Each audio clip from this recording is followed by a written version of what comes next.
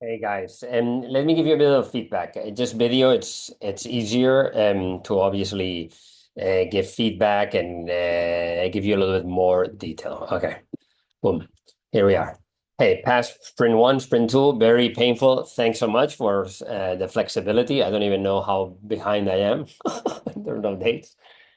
But then a little bit what I wanted to bring up. The previous ones, okay, it's a clearer kind of flow because basically we're following CS50.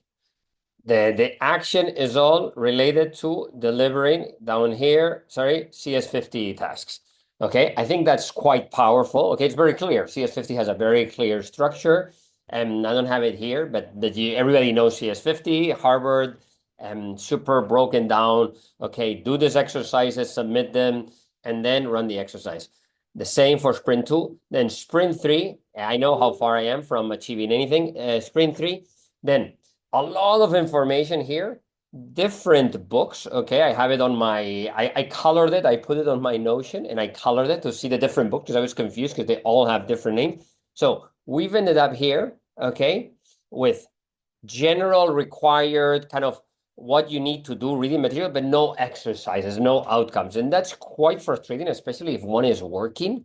And because let me go here. Okay, this book, go through the motion. Okay, I'm using, I'm just running it. By the way, I was super confused because there's no clear guidance if you should do it on Jupyter Notebook. So I was checking because I had a bunch of problems because I had an Anaconda set up before.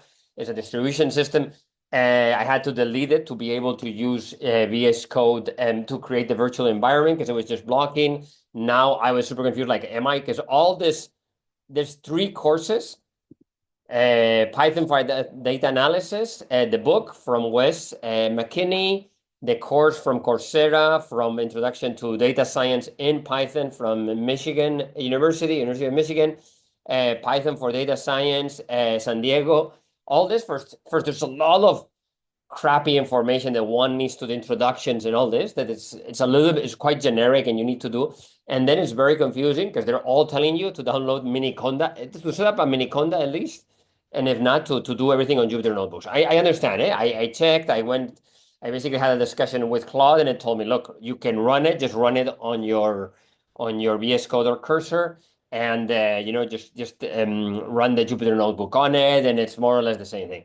Just to tell you that it's a little bit confusing not to have, especially if one needs to move forward. Me personally, I hate it, okay, not to have a clear, hey, get this done by this date, okay?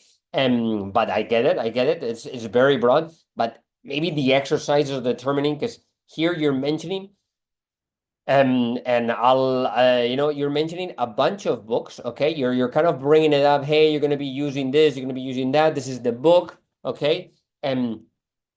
And then at the end, hey, this is the required reading. Introduction to Data Science. This is the whole freaking course. Python for data analysis. Chapters this. And then the same goes for the next exercise and for the next sprint. Required, optional material, just chapters. A little bit weird that there's no exercises. And so I don't have it here, but I did that Udemy course. It was super helpful. It was all exercises just to make sure you get I know the books have it, but then you have so much to go through the book, read through this.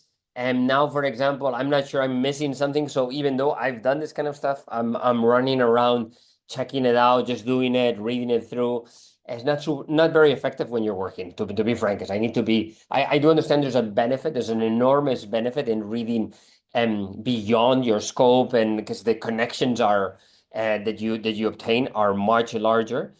If you're, you know what I mean, if you're accumulating hours and different perspectives, but it just becomes very difficult. It would be much better to have a very clear, table saying, okay, this is what you need to do, cover this, cover that, do these exercises that are here in the book, and this is optional material. Okay, and if optional material, I generally will leave it because I just really need to stick to the course just because of my amount of work I have.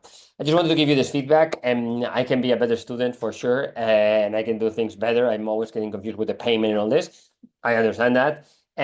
But at the same time, I'm just giving you feedback because I think that this business cannot scale unless you make it easier or two different, very clear. Hey, this is the core things you need to do, very clearly specified. Get this exercise done, learn how to do it. These are the materials that you can read versus the broad picture, which is much better for a university student or someone who has full-time availability or a lot of availability, not someone who has 2 hours a day max, squishing it, to get things done.